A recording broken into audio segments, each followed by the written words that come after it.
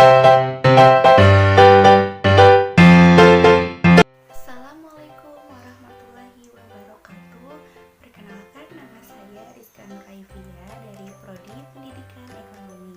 Di sini saya akan mengenai secara singkat tentang pemahaman saya dalam mata kuliah pengantar ilmu ekonomi bisnis. Berikut penjelasan singkat dari saya. Terima kasih, selamat menyaksikan. Baik, di sini saya akan menjelaskan mengenai definisi ilmu ekonomi. Ilmu ekonomi secara luas adalah mengenai cara suatu masyarakat menggunakan sumber dayanya dan membagikan hasil produksi pada individu dan kelompok. Ilmu ekonomi juga mempelajari mengenai perubahan cara produksi dan distribusi pendapatan dari waktu ke waktu, mengatur efisiensi sistem perekonomian. Oke, next selanjutnya yaitu guna, konsumsi, dan permintaan. Manusia memerlukan barang dan jasa karena barang dan jasa memberi kepuasan hati, manfaat, atau guna langsung atau tidak langsung. Guna suatu benda tergantung pada persediaannya.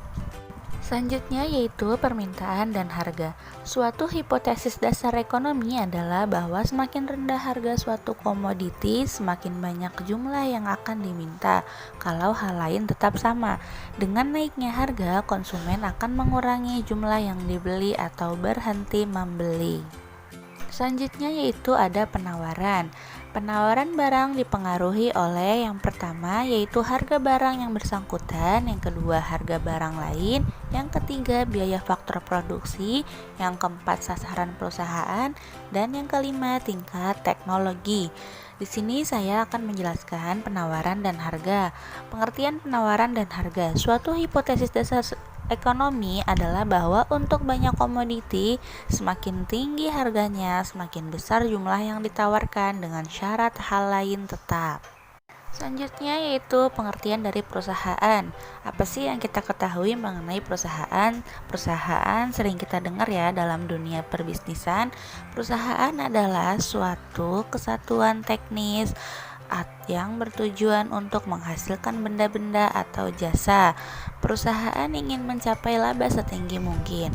Pengertian sehari-hari laba adalah perbedaan antara hasil penjualan dengan biaya yang dikeluarkan oleh perusahaan untuk membuat barang-barang tersebut. Selanjutnya yaitu kita masuk ke dalam materi produksi. Produksi di sini terbagi menjadi sebagai berikut. Yang pertama yaitu total produksi.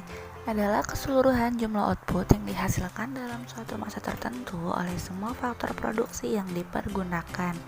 Yang kedua, produksi rata-rata adalah produk keseluruhan untuk setiap faktor variabel tenaga kerja. Yang ketiga, produksi marginal adalah perubahan dalam produk keseluruhan yang terjadi karena penggunaan satu unit tambahan faktor produksi.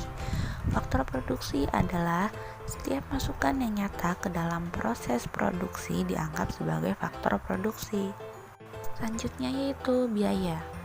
Biaya adalah harga input yang digunakan untuk menghasilkan output.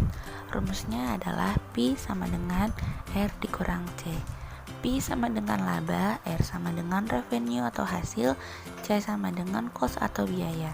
Jenis-jenis biaya dibagi menjadi dua, ada biaya tetap atau fixed cost adalah biaya yang tidak berubah meskipun besarnya produksi berubah.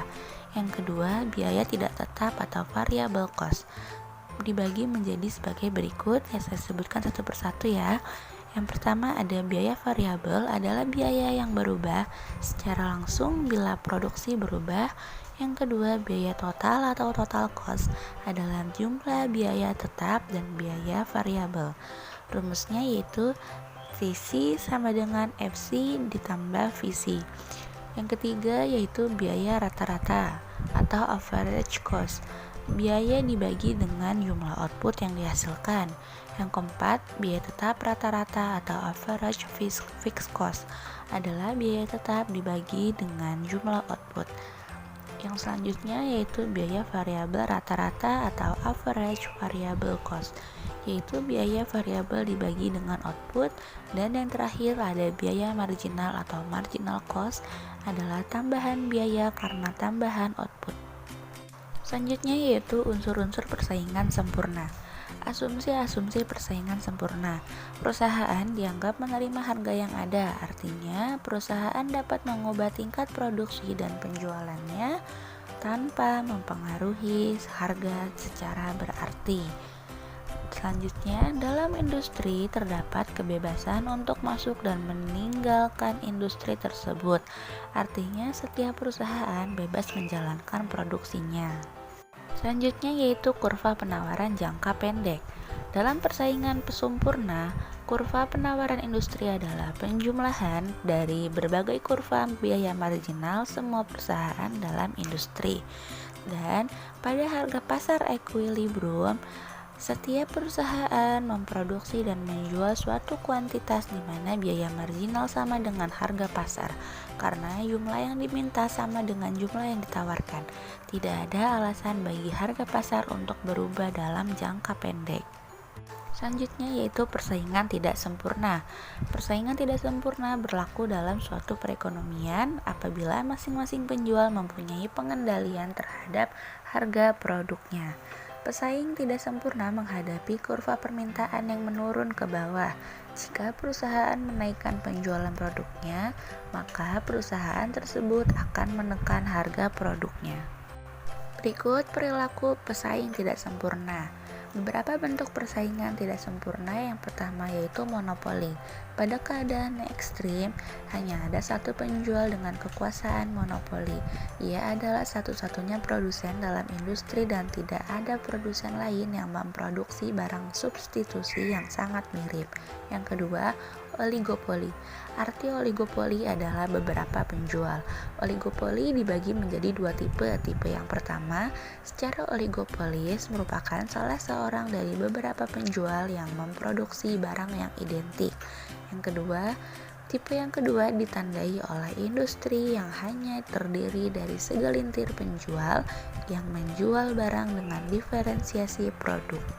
Selanjutnya, sasaran utama kebijakan ekonomi dibagi menjadi 5. Yang pertama, tingkat pengerjaan yang tinggi atau employment. Yang kedua, stabilitas harga.